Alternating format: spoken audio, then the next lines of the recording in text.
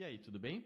Meu nome é André. Hoje a gente vai discutir a questão 19 do Revalida de 2016 da primeira variante.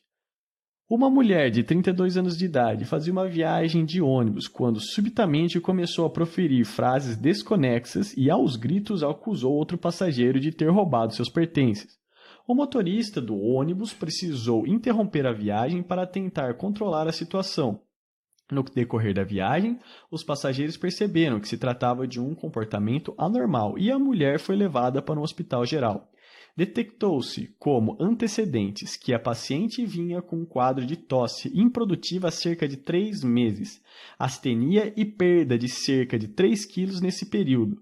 Foi então realizada a radiografia de tórax, que mostrou infiltrado bilateral em ambas as bases pulmonares. A paciente já havia feito uso de 2 esquemas de antibióticos e realizado pesquisa de Barr, que foi negativa, tendo-se optado por iniciar esquema de rifampicina, isoniazida, pirazinamida e etambutol há cerca de 30 dias.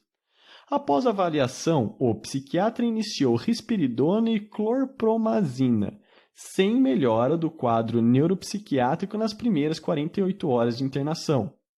Há um dia, a paciente apresentou convulsão tônico-clônico generalizada.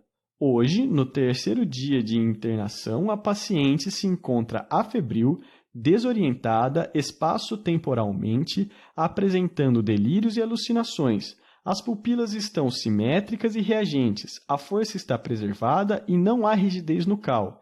Existem úlceras indolores em cavidade oral. A presença de sinovite nas articulações das mãos, punhos, joelhos e notou-se eritema violáceo em região malar, bilateral e na base do nariz. A tomografia de crânio foi considerada normal. Exames laboratoriais revelaram hemoglobina de 8,5%, hematócrito de 26%, leucócitos de 2.400, bastonetes de 1%, segmentados de 84%, eosinófilos de 2%, linfócitos de 8%, plaquetas de 98.000, ureia de 80, creatinina de 1,7 e o sumário de urina com hematúria 2+, e proteína 2+. De acordo com o quadro descrito e as informações apresentadas, a hipótese diagnóstica mais provável é encefalite herpética, B. Infecção pelo vírus Zika, C. Lúpus eritematoso sistêmico e D. Tuberculose do sistema nervoso central. Você já deve ter reparado que essa é uma questão um pouco diferente das outras que a gente já fez. Essa é uma questão muito longa, muito extensa, densa, cheia de informação. Para você ter uma ideia, olha o tamanho dessa questão. Ela ocupa o mesmo espaço na folha do que 2 pequenas. E é legal lembrar que uma questão pequena tem o mesmo valor que uma questão grande. Então vamos perder um tempo falando sobre estratégia de prova. Como você poderia estar encarando uma questão desse tamanho no Revalida? Uma alternativa válida seria você circular essa questão e pular. Por que eu acho isso uma ideia interessante? Porque caso você não tenha tempo para responder a prova toda, você voltaria e simplesmente chutaria essa questão grande. Caso você perca muito tempo no meio da prova fazendo essa questão, você poderia estar perdendo tempo de 2 questões pequenas.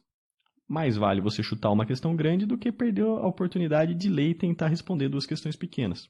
Tá bom? E se você tiver tempo restante na prova, por exemplo, você terminou todas as outras alternativas, todas as outras questões, e você ainda tem 15, 20 minutos, você pode voltar para essa questão e dedicar uns 10 minutos para essa questão sem se preocupar, podendo ler com atenção e tomando a melhor escolha. Ok?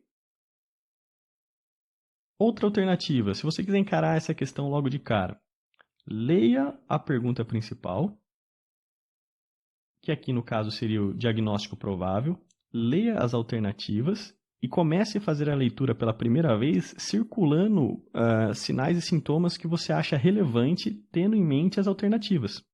Isso vai te ajudar a organizar seu raciocínio e caso você precise voltar ao texto com tudo grifadinho e organizado, você não perde tanto tempo lendo a questão de novo e de novo e de novo para procurar alguma coisinha. Beleza? Eu lembro dessa questão quando eu fiz a prova, porque ela foi bem marcante. Você vê que assusta quando você vê uma questão desse tamanho.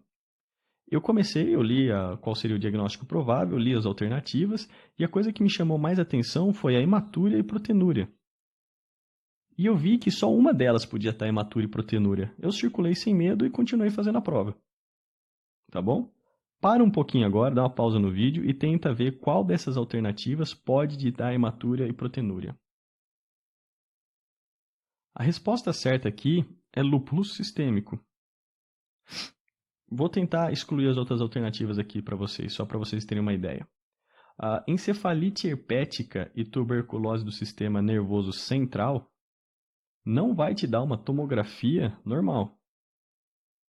Infecção pelo vírus Zika, você lembra do quadro? Você vai ter mialgia, rash pelo corpo, talvez febre, dor de cabeça. Mas você não vai ter um caso tão severo como esse, onde você tem um paciente com delírios, alucinações, perdida no espaço e tempo. Então a zika você também já pode excluir. E lembrando, nenhuma dessas vai te dar hematúria e protenúria fora o lúpulus, que pode atacar as articulações, pode atacar o pulmão, pode atacar as mucosas, pode atacar os rins.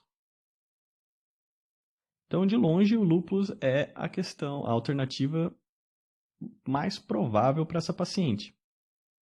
Eu vou estar colocando uma revisãozinha para vocês aqui embaixo sobre lúpus, para você dar uma revida e entender direitinho quais são os 11 critérios que você vai ter e como você faz o diagnóstico final de lúpus, caso você não lembre, ok? O enfoque aqui hoje foi mais em estratégia de prova do que estar falando sobre lúpus, porque eu acho que vai ser mais importante para vocês e mais funcional você criar uma estratégia de prova que vai te ajudar em qualquer tipo de situação, do que simplesmente eu sentar aqui e te explicar o porquê é lúpus, ok? Se você gostou das dicas, das informações, por favor, comente, deixe seu like aí pra gente, que ajuda muito na divulgação. E muito obrigado. Até a próxima. Tchau, tchau.